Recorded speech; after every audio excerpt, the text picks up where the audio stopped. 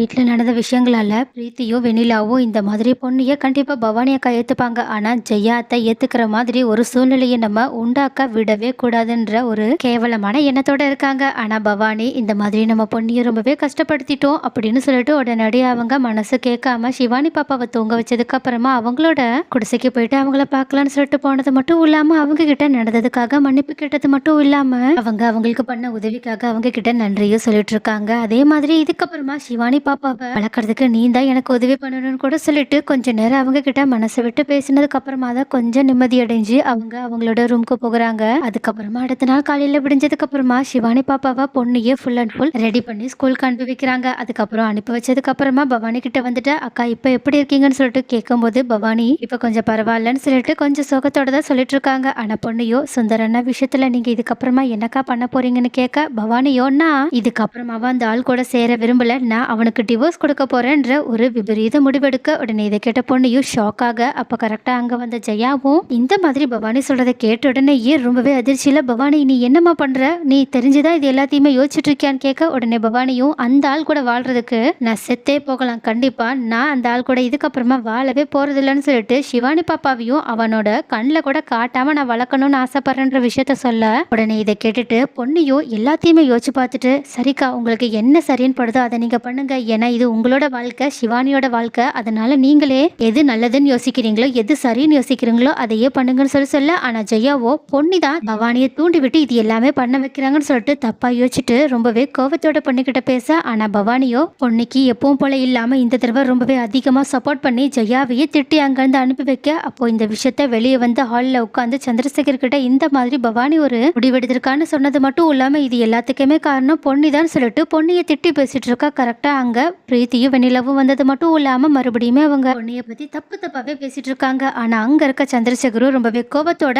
அந்த ஆளு எவ்வளவு கேவலமான வேலையை பார்த்திருக்கான், அவன் கூட எல்லாம் என் பொண்ணையே நான் சேர்ந்து வாழ ஒரு நாளும் சொல்ல மாட்டேன், ஆனா நீ என் பொண்ணோட அம்மாவா இருந்துகிட்டு அவளோட மனநிலைமையை கூட புரிஞ்சுக்காம இந்த மாதிரி பேசிட்டு இருக்கியே ஜெயா, உனக்கு பொண்ணு மேல இருக்க கோவம் தான் பெருசா தெரியுதே தவிர நம்மளோட பேத்தியோட வாழ்க்கை பெருசா தெரியலையா, தயவு செஞ்சு கொஞ்சம் நேரமாவது பொண்ணு மேல இருக்க கோவத்தையும் வன்மத்தையும் ஒதுக்கி வச்சுட்டு நம்மளோட பொண்ணை பத்தியும் நம்மளோட பேத்தியை பத்தியும் மட்டும் யோசிச்சு பார்த்துட்டு அதுக்கப்புறமா அவ எடுத்த முடிவு சரியா தப்பான்னு நினை, அப்போ எது உண்மை எது சரி தப்புன்னு உனக்கு தெரியும்னு சொல்லிட்டு அங்கிருந்து கிளம்பி போக உடனே ஜெயாவுமே சந்திரசேகர் சொல்றதை பத்தி யோசிக்க ஆரம்பிக்க. ஆனா பிரீத்தியும் வெண்ணிலாவும் ஜெயாவோட மனசை கலைக்கிறதுக்காக ட்ரை பண்றாங்க. ஆனா ஜெயாவும் ரொம்பவே தெளிவா தயவு செஞ்சு நீங்க இங்கிருந்து போங்க, என்னோட முடிவை எனக்கு எடுக்க தெரியும்னு சொல்லிட்டு அவங்கள நோஸ் கட் பண்ணி அங்கிருந்து அனுப்பி வச்சுட்டு அவங்க பவானியோட வாழ்க்கையை பத்தி யோசிக்க ஆரம்பிக்கிறாங்க. ஆனா பவானியோ யாரு பேச்சையுமே நம்ம கேட்க கூடாதுன்ற காரணத்துக்காகவே உடனடியாக அவங்க வக்கீலுக்கு கால் பண்ணி சுந்தருக்கு டிவோர்ஸ் நோட்டீஸையும் அனுப்பி வச்சிடுறாங்க. ஆனா அந்த பக்கம் இந்த மாதிரி டிவோர்ஸ் நோட்டீஸ் வந்த விஷயத்த பார்த்த சுந்தரும் ரொம்பவே அதிர்ச்சியில உட்கார்ந்துருக்க. அதே மாதிரி அவங்களோட பேரண்ட்ஸுமே அந்த நோட்டீஸையுமே தெரியாதனமா பார்த்துட்டு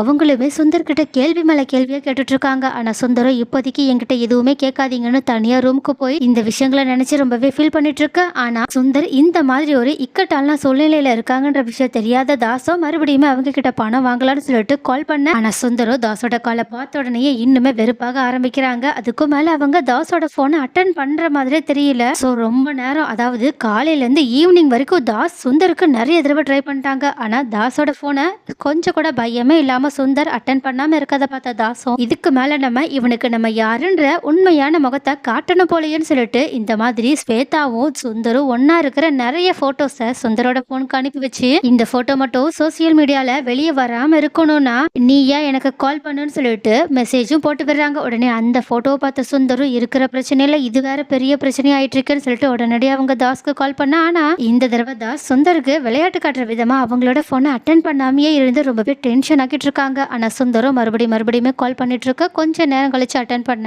தாசும் மறுபடியுமே ரொம்பவே தன்னா விட்டா சுந்தர் கிட்ட பேசினது மட்டும் இல்லாம எங்க மேல இருக்க பயம் போயிடுச்சுன்னு நினைக்கிறேன், அதனாலதான் பயத்தை காட்ட இந்த மாதிரி பண்ண, இதுக்கு மேலேயும் நீ நான் உனக்கு பண்ண போன் காலை மட்டும் அட்டன் பண்ணாம இருந்து பாரு, இந்த போட்டோ எல்லாமே உன் பொண்டாட்டிக்கும் உன்னோட குடும்பத்தில் இருக்கவங்களுக்கும் போய் சேரும்னு சொல்லிட்டு மிரட்ட ஆரம்பிக்க. ஆனா சுந்தரம் இதுக்கப்புறம் நீ என்ன பண்ணாலும் நான் உனக்கு பயந்து எந்த பணத்தையும் தரப்போறதில்லை, ஏன்னா நானே இப்போ என்னோட வீட்டை விட்டு வெளியே இருக்கேன்னு சொல்லிட்டு அவங்களோட நிலைமைய சொல்ல. உடனே இதை கேட்ட தாசும் பரவாயில்ல பரவாயில்ல, உன்னை வீட்டை விட்டு அனுப்பிட்டா என்ன, உன்கிட்ட சுத்தமா பணமே இல்லைன்னு மட்டும் என்கிட்ட ஏமாத்தாத. கண்டிப்பா இருக்கும்னு எனக்கு நல்லாவே தெரியும். உன்னோட சேவிங்ஸ் நிறைய வச்சிருப்பிய, அதுல இருந்து ஒரு 5 லட்சத்தை மட்டும் ஃபைனல் செட்டில்மெண்ட்டா கொடுத்துட்டு உன் வேலையை பார்க்க போ அப்படின்னு சொல்ல. ஆனா சுந்தரம், இந்த தடவை நீ மிரட்டுற மிரட்டுக்கெல்லாம் நான் பயப்பட போறதில்ல. இந்த போட்டோவை நீ யாருக்கிட்ட வேணாலும் காட்டிக்கோன்னு சொல்லிட்டு போனை கட் பண்ண போக, ஆனா தாசோ சரி சரி நான் சோஷியல் மீடியால போட்டுடுறேன், அதுக்கப்புறமா உங்களோட குடும்பமானமே கப்பல் ஏறும். ஏற்கனவே உன்னால அவங்க பட்ட கஷ்டத்தை விட இப்ப இன்னுமே அதிகமா பட போறாங்கன்னு சொல்லிட்டு அவங்களோட ஃபேமிலியை வச்சும் அவங்களோட பொண்ணை வச்சுமே கொஞ்ச நேரம் கழிச்சு மிரட்ட ஆரம்பிக்க, இதனால பயந்து போன சுந்தரம், தயவு செஞ்சு அப்படி மட்டும் எதுவும் பண்ணிடாத, உனக்கு 5 லட்சம் தானே நான் தரேன், ஆனா தந்ததுக்கு அப்புறமா நீ என்ன உண்மையாவே விட்டுறணும்னு சொல்லிட்டு மறுபடியும் அவங்க கிட்ட கேட்க, உடனே தாசும் எப்பவும் அவங்க கிட்ட சொல்ற பொய்யான